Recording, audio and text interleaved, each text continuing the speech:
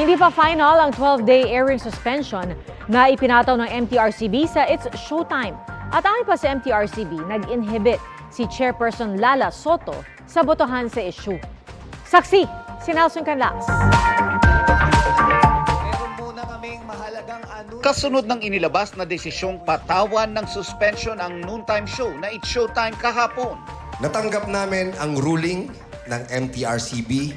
Kami ay maghahain ng motion for reconsideration dahil naniniwala kami na walang nangyaring paglabag sa anumang batas. Nilinaw ng Movie and Television Review and Classification Board o MTRCB na hindi pa final ang suspension.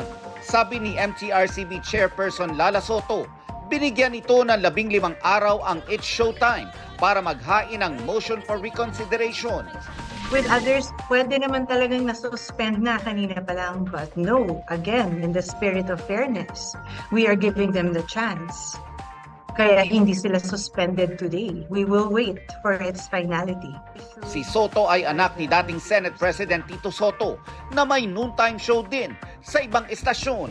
Ang sabi po sa isang comment ay pinag-iinitan nyo daw po ang It's Showtime. Totoo po ba ito? No, that is not true.